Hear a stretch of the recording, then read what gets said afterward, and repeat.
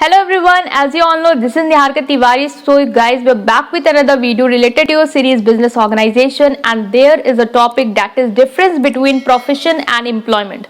क्या डिफरेंस होता है प्रोफेशन में और एम्प्लॉयमेंट में, इसको हम डिस्कस करने वाले कुछ पॉइंट्स है जो हम लोग डिस्कस करेंगे इन शॉर्ट, राइट। सो इसको आप लास्ट तक जरूर देखेंगे, और अगर आपने अभी तक चैनल नहीं सब्सक्राइब किया तो आप सब्सक्राइब कर सकते हैं। प्लेलिस्ट जो बिजनेस ऑर्गेनाइजेशन की, उसमें आप जो वीडियोस अपलोड हो चुकी है उसको आप देख सकते हैं, पढ़ सकते हैं उससे भी, राइट गाइस। इस वीडियो को लास्ट तक जरूर देखिएगा। So without any further delay, let's start this video.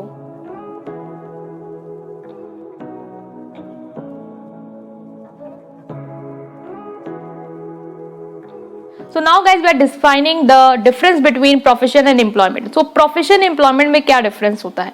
अगर हम establishment का बेस लेके चलते हैं, बहुत सारे बेस पे हम बात करेंगे। सबसे पहले आता है यहाँ पे establishment के बेसिस पे हम प्रोफेशन एम्प्लॉयमेंट को कैसे डिफरेंशिएट करेंगे। सो प्रोफेशन के इस्टेब्लिशमेंट के लिए क्या जरूरी है कि कुछ एक स्किल जरूरी हो सकती है, कुछ डिफाइंड आपको ट्रेनिंग जरूरी हो सकती है।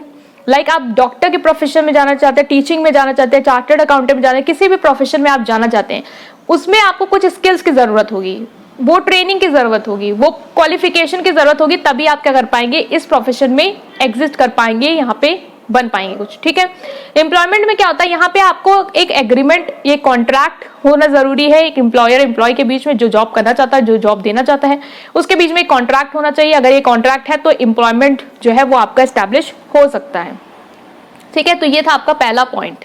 नेक्स्ट डिफरेंस का बेसिस आता है क्वालिफिकेशन। यहाँ पे आपको कुछ स्पेशल क्वालिफिकेशन, स्पेशल चीज में डिग्री, स्पेशल चीज में ट्रेनिंग की जरूरत होती है इस प्रोफेशन में आने के लिए। डॉक्टर के लिए आपको एक स्पेशल डिग्री की जरूरत है, स्पेशल क्वालिफिकेशन की, आपने ये कोर्स किया हो। टीचिंग में जाना है तो आपको ये एलिजिबिलिटी टेस्ट क्वालिफाई किया हो, आपने ये पेपर निकाला हो, तो आप इस प्रोफेशन में जा सकते हैं, या जो बोर्ड है उससे आपको एसोसिएटेड होना जरूरी है, ठीक है। तो ये सारी चीजें की जरूरत होती है यहाँ पे। यहाँ पे कोई एम्प्लॉयमेंट में जरूरी नहीं है कि कोई क्वालिफिकेशन की जरूरत हो। कुछ कुछ जगह क्वालिफिकेशन की जरूरत होती है, कुछ कुछ जगह क्वालिफिकेशन की जरूरत नहीं होती है। लाइक अगर आपने कोई जॉब करनी तो हो सकता है वो आपसे ग्रेजुएट मांग रहा हो, यूजी मांग रहा हो, जो भी मांग रहा हो वो आपको देना होगा, ठीक है। अगर आप किसी से लेबर का काम कर रहे हैं तो जरूरी नहीं है वो आपकी क्वालिफिकेशन पूछे। आपको कोई काम दे दिया गया ईंटें उठाने, ये वो, तो there is no need of your qualification, ठीक है। तो ये दो बेसिस हो सकते हैं यहाँ पे, दैट इज क्वालिफिकेशन। इसमें भी हम लोग क्या कर सकते हैं, डिफरेंस कर सकते हैं प्रोफेशन और एम्प्लॉयमेंट में। नेक्स्ट आता है इन्वेस्टमेंट। इन्वेस्टमेंट प्रोफेशन के केस में इन्वेस्टमेंट की जरूरत हो सकती है, कैपिटल की जरूरत हो सकती है, आपको कुछ इक्विपमेंट्स खरीदने हो सकते हैं, ऑफिस सेटअप करना हो सकता है, उसके लिए आपको पैसों की जरूरत होगी। लाइक आप चार्टर्ड अकाउंटेंट है, सीए हैं, आपको अपना ऑफिस बनाना है, तो वहां पे आपको कुछ ना कुछ अमाउंट जो है कैपिटल इन्वेस्ट करनी पड़ेगी।